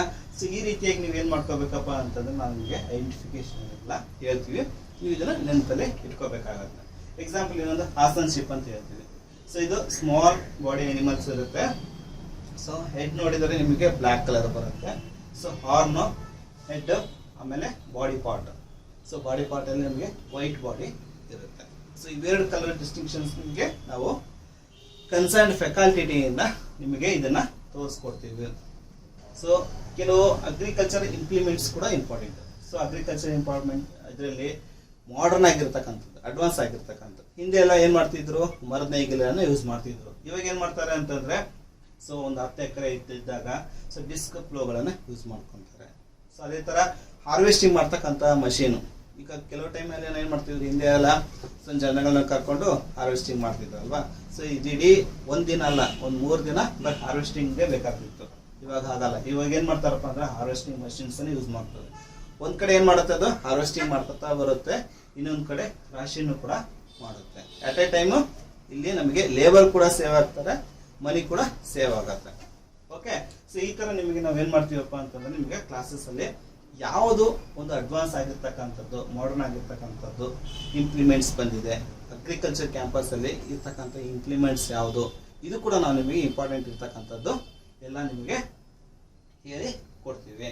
ಸೊ ನೋಡಿ, ಕಲ್ಟಿವೇಟರ್ ಹಿಂದೆಲ್ಲ ಏನ್ ಮಾಡ್ತಿದ್ರು, ಮರದ ನೇಗಿಲ ಆಗಿರ್ತಕ್ಕಂಥ ಕಲ್ಟಿವೇಟರ್ ಯೂಸ್ ಮಾಡ್ತಿದ್ದಿಲ್ಲ. ಈಗ ಮಾತ್ರ ಏನ್ ಮಾಡ್ತಾ ಇದಾರಪ್ಪ ಅಂತಂದ್ರೆ ಐರನ್ ಮಾಡ್ತಕ್ಕಂಥ ಕಲ್ಟಿವೇಟರ್ಗಳನ್ನ ಯೂಸ್ ಮಾಡ್ತಾರೆ. ಅದೇ ತರ ರೋಟೋವೇಟರ್. ಸೊ ಯಾವ ರೀತಿ ನಾವು ಇದನ್ನ ನೆನಪಲ್ಲಿ ಇಟ್ಕೋಬೇಕು ಅನ್ನೋದು ನಿಮಗೆ ಕ್ಲಾಸಲ್ಲಿ ಸಮಗ್ರವಾಗಿ ನಾವು ಏನ್ ಮಾಡ್ತೀವಪ್ಪ ಅಂತಂದ್ರೆ ತಿಳಿಸ್ಕೊಡ್ತೀವಿ. ಇಂಪಾರ್ಟೆಂಟ್ ಯಾವ್ದಪ್ಪ ಅಂತಂದ್ರೆ ನಿಮಗೆ ಕಾಂಪಿಟೇಟಿವ್ ಎಕ್ಸಾಮ್. ಸೊ ಕಾಂಪಿಟೇಟಿವ್ ಎಕ್ಸಾಮಿಗೆ ನಿಮಗೆ ಪ್ರಿಪೇರ್ ಆಗಬೇಕು, IAS IFS ಪ್ರಿಪೇರ್ ಆಗಬೇಕು ಅಂತಂದ್ರೆ, ಸೊ IFS ಅಲ್ಲಿ ನಿಮಗೆ ಸೊ ಯಾರು BSc ಫಾರೆಸ್ಟ್ರಿ ಮಾಡಿರ್ತಾರೆ ಅವರಿಗೆ ಅದರಲ್ಲಿ 50% ಸೀಟ್ಸ್ ರಿಸರ್ವೇಶನ್ ಇರುತ್ತೆ. ಎಕ್ಸಾಂಪಲ್ ಈಗ IFS ಅಲ್ಲಿ ಒಂದು 800 ಸೀಟ್ಗಳು ಏನಾದ್ರು ಕಾನ್ಫರ್ಮ್ ಮಾಡಿದ್ರು ಅಂತಂದ್ರೆ UPSC ಅವರು ಅದರಲ್ಲಿ 400 ಸೀಟ್ಸ್ ಯಾರಿಗಿರುತ್ತಪ್ಪ ಅಂತಂದ್ರೆ BSc ಫಾರೆಸ್ಟ್ರಿ ಮಾಡಿದವ್ರಿಗಿರುತ್ತೆ. ಆಯ್ತಾ. ಸೊ UPSC ಇಂದ ನಾವು IFS ನಾವು ಕಾಂಪೀಟ್ ಮಾಡ್ತೀವಿ ಅಂದ್ರೆ it is equal to IAS compete ಮಾಡ್ದಂಗೆ. ಸೊ ಸುಮಾರು ಇಲ್ಲ ಅಂತಂದ್ರು 5 ರಿಂದ 6 ಲಕ್ಷ ಜನ ಪ್ರತಿ ವರ್ಷ ಕಾಂಪೀಟ್ ಮಾಡ್ತಾ ಇರ್ತಾರೆ. ಸೊ ಅದರಲ್ಲಿ ಸೆಲೆಕ್ಟ್ ಆಗೋರು ಎಷ್ಟಪ್ಪ ಅಂತಂದ್ರೆ ಒಂದು 100 ರಿಂದ 200 ಜನ ಸೆಲೆಕ್ಟ್ ಆಗೋರು. ಹಾಗಾಗಿ ನಿಮ್ಮದೇ ಆದಂತ ಒಂದು ಸಪ್ರೇಟ್ ಕೋಟಾ ಇರಬೇಕಾದ್ರೆ why can't you join with agriculture? ಯಾಕೆ ನೀವು ಅಗ್ರಿಕಲ್ಚರ್ ಆಗಿ ಜಾಯಿನ್ ಆಗಲ್ಲ? ಸೊ ಇವತ್ತು ನಾವು ಅಗ್ರಿಕಲ್ಚರ್ ಇದ್ರೆ ಮುಂದೆ ನಮ್ಗೆ ಏನಾಗುತ್ತೆ, ಫ್ಯೂಚರ್ ಅಲ್ಲಿ ಅನ್ನ ಸಿಗುತ್ತೆ. ಸೊ ಅದು ಯಾರು ಕಾನ್ಸಂಟ್ರೇಟ್ ಮಾಡಲ್ಲ ಅಗ್ರಿಕಲ್ಚರ್ಗೆ. ಸೊ ಅಗ್ರಿಕಲ್ಚರ್ ನಾವು ಕಾನ್ಸಂಟ್ರೇಟ್ ಮಾಡಿದ್ರೆ ನಮಗೆ ಮುಂದಿನ ಒಂದು ಭವಿಷ್ಯದಲ್ಲಿ ಯಾವುದೇ ರೀತಿಯಾದಂಥ ಫುಡ್ಡು ನಮಗೆ ಶಾರ್ಟೇಜ್ ಆಗಲ್ಲ, ಫುಡ್ ಸ್ಕೇರ್ಸಿಟಿ ಆಗಲ್ಲ ಒಂದು. ಸೊ ನಮ್ದಾಗಿ ನಾವು ಓನ್ ಎಂಟರ್ಪ್ರಿನರ್ಶಿಪ್ ಕೂಡ ನಾವು ಮಾಡ್ಕೋಬಹುದು. ಸೊ ಆಲ್ರೆಡಿ ಹೇಳಿದಾಗ ನಿಮಗೆ ಕ್ಯಾಂಪಸ್ ಪ್ಲೇಸ್ಮೆಂಟ್, ಇದು ಕೂಡ ನಿಮಗೆ ಒಳ್ಳೊಳ್ಳೆ ಕಂಪ್ನೀಸ್ಗಳು ಬರ್ತವೆ. ಇಫ್ಕೋ ಕಂಪ್ನಿ ಇರುತ್ತೆ, ಫರ್ಟಿಲೈಸರ್ಸ್ ಕಂಪ್ನಿ ಅಂತ ಕರಿತೀವಿ. ಸೊ ಆಮೇಲೆ ಒಳ್ಳೆ ಜೆನೆಟಿಕ್ಸ್ ಇರ್ತಕ್ಕಂಥ genetics and plant breeding, so ವೆರೈಟೀಸ್ಗಳನ್ನು ರಿಲೀಸ್ ಮಾಡೋಕ್ಕೆ ಅಥವಾ ವೆರೈಟೀಸನ್ನು ಕಂಡುಹಿಡಿಯೋಕ್ಕೆ, ಆಯ್ತಾ, ಹೈಬ್ರಿಡ್ಗಳನ್ನ ಕಂಡುಹಿಡಿಯೋಕ್ಕೆ ಸೊ ನಿಮಗೆ ಜೆನೆಟಿಕ್ಸ್ ಡಿಪಾರ್ಟ್ಮೆಂಟ್ಗಳು ಬರ್ತವೆ. ಸೊ ಇವೆಲ್ಲ ನಿಮಗೆ ಒಳ್ಳೆ ಒಂದು CGP ಇತ್ತು ಅಂತಂದರೆ, ಒಳ್ಳೆ ಮಾರ್ಕ್ಸ್ ಇತ್ತು ಅಂತಂದರೆ ಈ ಥರ ಕಂಪನೀಸ್ಗಳು ನಿಮ್ಮನ್ನ ಬಂದು ಸೆಲೆಕ್ಟ್ ಮಾಡ್ಕೊತಾರೆ. ಸೊ ಇದು ನಿಮಗೆ ಕ್ಯಾಂಪಸ್ ಪ್ಲೇಸ್ಮೆಂಟ್ ಬರ್ತಾರೆ. ಅದೇ ಸ್ಟೇಟ್ ಗೌರ್ಮೆಂಟಿಂದ ನೀವು ತಗೊಂಡ್ರೆ ನಿಮಗೆ ಫಸ್ಟ್ ಕ್ಲಾಸ್ 1 ಜಾಬ್ ಯಾವುದಪ್ಪ ಅಂತಂದ್ರೆ ADA, assistant director of agriculture ಅಂತ. ಇದಾದ್ಮೇಲೆ ನಿಮಗೆ AEO, ಆಯ್ತಾ, ರೇಂಜ್ ಫಾರೆಸ್ಟ್ ಆಫೀಸರ್, DHO, ಆಯ್ತಾ, ಡಿಸ್ಟ್ರಿಕ್ಟ್ ಕೇರ್ ಆಫೀಸರ್ಸ್, ಅಸಿಸ್ಟೆಂಟ್ ಕನ್ಸರ್ವೇಟರ್ಸ್, ಇವೆಲ್ಲ ಟಾಪ್ 1 ಜಾಬ್ಗಳೆಲ್ಲ. ಸೊ ಇವೆಲ್ಲ ಇವಕ್ಕೆಲ್ಲ ಏನಿರಬೇಕಪ್ಪ ಅಂತಂದ್ರೆ ಒಳ್ಳೆ ನಿಮ್ಮ ಪರ್ಸೆಂಟೇಜ್ ಮಾರ್ಕ್ಸ್ ಇರಬೇಕು. ಸೊ ಆಯ್ತಾ. ಸೊ ಇದಾದ್ಮೇಲೆ ಸೆಂಟ್ರಲ್ ಗೌರ್ಮೆಂಟ್ ಜಾಬ್ ಅಲ್ಲಿ ನಾವು ತಗೊಂಡ್ರೆ ಅಂತಂದ್ರೆ ಅಗ್ರಿಕಲ್ಚರ್ ಗ್ರಾಜುಯೇಟ್ ಟ್ರೈನಿಂಗ್, ಇನ್ನು ಇಫ್ಕೋದಲ್ಲಿ ಇರ್ಬೋದು. ಸೊ ಸುಮಾರು ಜಾಬ್ಗಳು ಬರ್ತವೆ. ಆಯ್ತಾ. ಅದ್ರಲ್ಲಿ ನಿಮ್ಗೆ ಇಂಪಾರ್ಟೆಂಟ್ ಯಾವ್ದಪ್ಪ ಅಂದ್ರೆ ಜಾಬ್ಸ್ ಇನ್ ಬ್ಯಾಂಕ್ಸ್ ಅಂತ ಹೇಳಿ. ಸೊ ಬ್ಯಾಂಕ್ಸ್ಗಳಲ್ಲಿ ಯಾವಾಗಲೂ ಫೀಲ್ಡ್ ಆಫೀಸರ್ಸ್ ಒಬ್ರು ಬೇಕೇ ಬೇಕು. ಆಯ್ತಾ. ಸೊ ಆ ಫೀಲ್ಡ್ ಆಫೀಸರ್ಸ್ ಇದ್ರು ಅಂತಂದ್ರೆ ನಿಮ್ಗೆ ಏನಾಗುತ್ತಪ್ಪ ಅಂದ್ರೆ ಸೊ ರೈತರಿಗೆ ಒಂದು ಅಗ್ರಿಕಲ್ಚರ್ ಲೋನ್ ಅನ್ನ ಕೊಡಬಹುದು. So field officers with assistant manager, ಯಾವಾಗಲೂ ಎಲ್ಲ ಬ್ಯಾಂಕ್ಗಳು, ಪ್ರತಿ ಬ್ಯಾಂಕ್ಗಳು ಇದನ್ನ ಸೆಲೆಕ್ಟ್ ಮಾಡ್ಕೊಂತಾರೆ. ಇದಕ್ಕೆ ಆರ್ಟ್ಸ್ನವರಾಗಲಿ ಕಾಮರ್ಸ್ನವರಾಗಲಿ ಯಾರು ಕಾಂಪೀಟ್ ಮಾಡಲ್ಲ. ಆಮೇಲೆ ನಿಮ್ಮ ಇದರಲ್ಲೂ ಕಾಂಪಿಟೇಷನ್ ಬರಲ್ಲ. ಯಾಕಂದರೆ ಕೆಲವರು ಅಗ್ರಿಕಲ್ಚರ್ ತೊಗೊಂಡ್ರೆ ಇನ್ನು ಕೆಲವರು ಆರ್ಟಿಕಲ್ಚರ್ ತೊಗೊಳ್ತಾರೆ, ಇನ್ನು ಕೆಲವರು ಫಾರೆಸ್ಟ್ರಿ, ಇನ್ನು ಕೆಲವರು ಫಿಶರೀಸ್, BSc ಈ ಥರ ಆಗ್ತಾ ಹೋಗುತ್ತೆ. ಸೊ ನಾನು MSc ಅಗ್ರಿಕಲ್ಚರ್ ಮಾಡಿದರೆ ಅದರಲ್ಲಿ ಕಾಂಪಿಟೇಷನ್ ಬರಲ್ವ ಸರ್? MSc ಅಗ್ರಿಕಲ್ಚರಲ್ಲೂ ಕಾಂಪಿಟೇಷನ್ ಬರಲ್ಲ. ನೀವು MSc ಅಗ್ರಿಕಲ್ಚರ್ ತೊಗೊಂಡ್ರಿ ಅಂತಂದರೆ ಅದರಲ್ಲಿ ಕೂಡ ಕೆಲವು ಕೋರ್ ಸಬ್ಜೆಕ್ಟ್ಗಳು ಇರ್ತವೆ. ಸೊ ಎಕ್ಸಾಂಪಲ್ ಈಗ ಪ್ಯಾಥಾಲಜಿ ಇರ್ಬೋದು, ಎಂಟಮಾಲಜಿ ಇರ್ಬೋದು, ಸಾಯಿಲ್ ಸೈನ್ಸ್ ಇರ್ಬೋದು, ಆಯ್ತಾ, ಜೆನೆಟಿಕ್ಸ್ ಅಂಡ್ ಪ್ಲಾಂಟ್ ಬ್ರೀಡಿಂಗ್ ಇರೋದು. ಆಯ್ತಾ. ಇದು ಏನಾಗತ್ತಪ್ಪ ಅಂದ್ರೆ ಡಿಪಾರ್ಟ್ಮೆಂಟ್ ವೈಸ್ ಅಲ್ಲಿ ಕೂಡ ಸ್ಪ್ಲಿಟ್ ಆಗ್ತಾ ಹೋಗುತ್ತೆ. ಅಲ್ಲಿ ಕೂಡ ನಿಮಗೆ ಯಾವುದೇ ರೀತಿಯಾದಂಥ ಕಾಂಪಿಟೇಷನ್ ಇರಲ್ಲ. ಆಮೇಲೆ ಇನ್ನೊಂದು ನಿಮಗೆ ಇಂಪಾರ್ಟೆಂಟ್ ಹೇಳಬೇಕು ಅಂತಂದರೆ, ನೀವು ಬೇರೆ ಕಾಲೇಜ್ಗಿಂತನೂ ಈ ಅಗ್ರಿಕಲ್ಚರ್ ಕಾಲೇಜಲ್ಲಿ ಸೇರಿದರೆ ಇಲ್ಲಿ ನಿಮಗೆ ಹಾಸ್ಟೆಲ್ ಫೆಸಿಲಿಟಿ ಅಲ್ಲದೆ ಇಲ್ಲಿ ನಿಮಗೆ ಸ್ಕಾಲರ್ಶಿಪ್ಸ್ ಫೆಸಿಲಿಟಿ ಕೂಡ ಇರುತ್ತೆ. ನೀವೇನಾದರೂ MSc ಅಗ್ರಿ ಮಾಡಬೇಕಂತಂದ್ರೆ JRF ಎಕ್ಸಾಮ್ ಕೂಡ ನೀವು ಬರಿಬೋದು. ಸೊ JRF ಎಕ್ಸಾಮಲ್ಲಿ ನೀವೇನಾದರೂ ಸೆಲೆಕ್ಟ್ ಆಗಿದೆ ಅಂತಂದರೆ ನಿಮಗೆ ಸ್ಟೈಪಂಡ್ 18ರಿಂದ 20 ಸಾವಿರವರೆಗೂ ಸ್ಟೈಪಂಡ್ ಇರುತ್ತೆ. ಇದರಲ್ಲಿ ನೀವೇನು ಮಾಡ್ಬೋದಪ್ಪ ಅಂತಂದರೆ ನಿಮ್ಮ ಹಾಸ್ಟೆಲ್ ಮೆಸ್ ಬಿಲ್ಲನ್ನು ಕಟ್ಬೋದು. ಅಷ್ಟೇ ಅಲ್ಲ, ಅಗ್ರಿಕಲ್ಚರ್ ಕಾಲೇಜ್ನವರು ನಿಮಗೆ ರಿಸರ್ಚ್ ಸ್ಟೇಷನ್ ತೋರ್ಸೋಕ್ಕೆ ಅಂತೇಳಿ ಸೊ ಪ್ರತಿ 4 ವರ್ಷ ಕೋರ್ಸಲ್ಲಿ, ಸೊ 4 ವರ್ಷದ ಕೋರ್ಸಲ್ಲಿ 3ನೇ ವರ್ಷಕ್ಕೆ ಬಂದಾಗ ನಿಮಗೆ 3rd ಇಯರ್ಸ್ ಬಂದಾಗ ಸೊ ಆಲ್ ಇಂಡಿಯಾ ಟೂರ್ ಕೂಡ ಇಟ್ಕೊಂಡಿದ್ದಾರೆ, ಆಯಿತಾ. ಸೊ ಪ್ರತಿ ವರ್ಷ ಆಲ್ ಇಂಡಿಯಾ ಟೂರ್ ಇರುತ್ತೆ ನಿಮಗೆ, ಅಂದರೆ 3rd ಇಯರ್ ಇದ್ದಾಗ ಮಾತ್ರ, ಆಯಿತಾ. ಫೈನಲ್ ಇಯರ್ ಬಂದಾಗ ನಿಮ್ಗೆ ಏನು ಮಾಡ್ತಾರಪ್ಪ ಅಂತಂದರೆ ಸೊ ಕರ್ನಾಟಕ ಸ್ಟೇಟ್ ಟೂರ್ ಅಂತ ಮಾಡ್ತಾರೆ. ಸೊ ಆಲ್ ಇಂಡಿಯಾ ಟೂರು ಕೂಡ ಇರುತ್ತೆ, ಸ್ಟೇಟ್ ಟೂರು ಕೂಡ ಇರುತ್ತೆ, ಮತ್ತು ಹಾಸ್ಟೆಲ್ ಫೆಸಿಲಿಟಿ ಕೂಡ ನಿಮಗೆ ತುಂಬ ಚೆನ್ನಾಗಿರುತ್ತೆ. ಈಗ ಹೊರಗಡೆ ನೀವು ಆರ್ಟ್ಸ್ನ ನೋಡಿರ್ಬೋದು ಅಥವಾ ಕಾಮರ್ಸ್ನವ್ರು ನೋಡಿರ್ಬೋದು, ಅವ್ರಿಗೆ ಅಷ್ಟೊಂದು ಫೆಸಿಲಿಟಿ ಇರಲ್ಲ, ಅರ್ಥ ಆಯ್ತಾ ನಾನು ಹೇಳ್ತಾ ಇರೋದು. ಸೊ ನಿಮ್ಗೆ ಅಲ್ಲಿ ಹೋದರೆ ನಿಮಗೆಲ್ಲ ಒಂದು ಅಗ್ರಿಕಲ್ಚರ್ ಇನ್ಫಾರ್ಮೇಷನ್ ಬಗ್ಗೆ, ಅಗ್ರಿಕಲ್ಚರ್ ಕಾಲೇಜ್ ಬಗ್ಗೆ, ಹಾಸ್ಟೆಲ್ ಫೆಸಿಲಿಟಿ, ಸ್ಕಾಲರ್ಶಿಪ್ ಬಗ್ಗೆ ಪ್ರತಿಯೊಂದೆಲ್ಲ ಇನ್ಫಾರ್ಮೇಷನ್ಸ್ ನಿಮಗೆ ಸಿಗುತ್ತೆ. ಓಕೆ. ಸೊ ಮತ್ತು ನೀವು ಟೀಚಿಂಗ್ ಬರಬೇಕು ಅಂತಂದರೆ ಜಾಬ್ಸ್ ಇನ್ ಟೀಚಿಂಗ್ ಅಲ್ಲಿ ಅಂತಂದರೆ ನಿಮಗೆ ಅಸಿಸ್ಟೆಂಟ್ ಪ್ರೊಫೆಸರ್ ಎಂದು ಇಟ್ಕೊಂಡು ಅಸೋಸಿಯೇಟ್ ಪ್ರೊಫೆಸರ್ ಎಂದು ಇಟ್ಕೊಂಡು ಇಷ್ಟೆಲ್ಲ ಜಾಬ್ಸ್ಗಳನ್ನು ನೀವು ಟೀಚಿಂಗ್ ಫೀಲ್ಡಲ್ಲಿ ಹೋಗ್ಬೋದು. ಅದ್ರ ಜೊತೆಗೆ so jobs in research and development, so ARS ಅಂದರೆ ಅಗ್ರಿಕಲ್ಚರ್ ರಿಸರ್ಚ್ ಸೈಂಟಿಸ್ಟ್ ಅಂತ ಕರಿತೀವಿ ನಾವು. ಸೊ ಇದು ಕೂಡ ಟಾಪ್ 1 ಜಾಬ್. ಇದರ ಸ್ಟಾರ್ಟಿಂಗ್ ನಿಮಗೆ ಸ್ಯಾಲ್ರಿನೇ 1 ಲಕ್ಷದ ಮೇಲೆ ಇರುತ್ತೆ. ಸೊ ಇನ್ನು ನೀವು ಪ್ರೈವೇಟ್ ಸೆಕ್ಟರ್ಸ್ ಹೇಳಿದರೆ ಸೀಡ್ಸ್ ಕಂಪ್ನಿಗಳಿದ್ದಾವೆ, ಫರ್ಟಿಲೈಸರ್ಸ್ ಕಂಪ್ನಿಗಳಿದ್ದಾವೆ. ಸೊ ಜಾಬ್ಸ್ಗಂತೂ ನಿಮ್ಗೆ ಯಾವುದಕ್ಕೂ ಕೊರತೆ ಇಲ್ಲ. ಒಂದು ಜಾಬ್ ಯಾವಾಗ ಸಿಗಲ್ಲಪ್ಪ ಅಂತಂದರೆ ನಿಮ್ಮ ಪರ್ಸೆಂಟೇಜ್ ಏನಾದರೂ ಕಡಿಮೆ ಇತ್ತು ಅಂತಂದರೆ ಮಾತ್ರ ಏನಾಗತ್ತಪ್ಪ ಅಂದರೆ ಜಾಬ್ ಸಿಗೋದು ಕಷ್ಟ. ಅದು ಎಲ್ಲದರಲ್ಲೂ ಅಂತೂ ನಿಮ್ಗೆ ಗೊತ್ತು. ನಿಮ್ಮ ಪರ್ಸೆಂಟೇಜ್ ಏನಾದ್ರು ಚೆನ್ನಾಗಿತ್ತು ಅಂತಂದರೆ you will be selected for directly from college ಪ್ಲೇಸ್ಮೆಂಟಿಂದಲೇ ನೀವು ಸೆಲೆಕ್ಟ್ ಆಗ್ತೀರಾ. ಓಕೆ. ಸೊ ಸ್ವಂತದಾಗಿ ನಾವು ಏನಾದರೂ ಮಾಡ್ಕೋಬೇಕು ಅಂದರೂ ಕೂಡ ಎಂಟರ್ಪ್ರಿನರ್ಶಿಪ್ ಇರುತ್ತೆ, ಅಥವಾ ನೀವು ಅಗ್ರಿಕಲ್ಚರ್ ಜರ್ನಲಿಸ್ಟ್ ಕೂಡ ಆಗ್ಬೋದು. So there are many more opportunities in agriculture ಅಂತ. ಸೊ ಹಾಗಾಗಿ ಇದನ್ನು ವರ್ಲ್ಡ್ ವೈಡ್ ಏನಂತ ಕರಿತೀವಿ ನಾವು, ಸೊ ಜಾಬ್ ಅಪರ್ಚುನಿಟಿ ಅಂತ ನಾವು ಇದನ್ನ ಕರಿತೀವಿ, ಆಯಿತಾ. ಸೊ ನೆಕ್ಸ್ಟ್ ಇದಾದ್ಮೇಲೆ ನಿಮಗೆ ಇಂಪಾರ್ಟೆಂಟ್, ಸರ್ ಇಷ್ಟೆಲ್ಲ ಹೇಳಿದ್ರಿ ಮತ್ತು ನಾವು ಕ್ಲಾಸಿಗೆ ಕೂಡ ಜಾಯ್ನ್ ಆಗಬೇಕಂತ ಮಾಡಿದ್ದೀವಿ ಸರ್ ಅಂತ ಕೇಳ್ಬೋದು. ನೀವು ಜಾಯ್ನ್ ಆಗಬೇಕು ಅಂತಂದರೆ so to join new batch start from ನಿಮಗೆ ಏಪ್ರಿಲ್ 22ರಿಂದ ಸ್ಟಾರ್ಟ್ ಆಗುತ್ತೆ, ಆಯಿತಾ. ಸೊ ಟೈಮಿಂಗ್ಸ್ ಕೂಡ ನಾವು ನಿಮ್ಗೆ ಕೊಟ್ಟಿದ್ದೀವಿ, 2 ಗಂಟೆಯಿಂದ 5 ಗಂಟೆವರೆಗೂ ಟೈಮಿಂಗ್ಸ್ ಕೂಡ ಕೊಟ್ಟಿದ್ದೀವಿ. ಸೊ ನೀವೇನು ಮಾಡ್ಬೋದಪ್ಪ ಅಂತಂದರೆ ನಮ್ಮ ಒಂದು academy achievers coaching centre Shivamogga, ಇಲ್ಲಿ ನೀವು ಬರ್ಬೋದು. ಸೊ ಅಡ್ರೆಸ್ ಎಲ್ಲಪ್ಪ ಅಂತಂದರೆ ಒಂದು ತಿಲಕ್ ನಗರ್, ಫಸ್ಟ್ ಕ್ರಾಸ್, ರಾಘವೇಂದ್ರ ಸ್ವಾಮಿ ಟೆಂಪಲ್ ರೋಡ್, ಶಿವಮೊಗ್ಗ, ಆಯಿತಾ. ಸೊ ನಿಮ್ಗೇನಾದರೂ ರಿಜಿಸ್ಟ್ರೇಷನ್ ಆಗಬೇಕು ಅಂತಂದರೆ ನೀವು ಇದರಲ್ಲಿ ನಿಮಗೆ ಫೋನ್ ನಂಬರ್ ಇದೆ 7812926702 ಅಂತ, ಇನ್ನೊಂದು 7337683668 ಅಂತ. ಸೊ ಇಷ್ಟೆಲ್ಲ ನೀವು ನನ್ನ ಪರ್ಸನಲ್ ನಂಬರ್ ಕೂಡ ನೀವೇನು ಮಾಡ್ಕೋಬೋದಪ್ಪ ಅಂತಂದರೆ ತಗೋಬೋದು.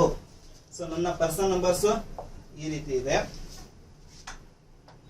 ಸೊ ನಿಮಗೆ ನನ್ನ ಪರ್ಸನಲ್ ನಂಬರ್ಸು ಇಲ್ಲಿ ಬರೀತೀನಿ, ಸೊ ನೋಡ್ಕೊಳ್ಳಿ. 7259424647 ಸಂಜು ಜಾಧವ್ ಅಂತ. 7259424647. ಸೊ ಈ ನಂಬರ್ ನೀವು ಏನು ಮಾಡ್ಬೋದಪ್ಪ ಅಂತಂದರೆ ನಿಮಗೆ ಏನೇ ಡೌಟ್ಸ್ ಇದ್ದರೆ ನೀವು ಇದಕ್ಕೆ ಫೋನ್ ಮಾಡಿ ಕೇಳ್ಬೋದು. ಓಕೆ. ಸೊ ಇನ್ನು ನಿಮ್ಗೆ ಹೆಚ್ಚಿನ ಒಂದು ಇನ್ಫಾರ್ಮೇಷನ್ಸ್ ಬೇಕು ಅಂತಂದರೆ ನೀವು ಈ ನಂಬರ್ಗಾಗಲಿ ಅಥವಾ ನನ್ನ ನಂಬರ್ಗಾಗಲಿ ಕಾಂಟ್ಯಾಕ್ಟ್ ಮಾಡಿ ನೀವು ಆದಷ್ಟು ಬೇಗನೆ ನೀವು ಈ ಒಂದು ಕ್ಲಾಸಿಗೆ ಜಾಯ್ನ್ ಆಗ್ಬೋದು. Thank you.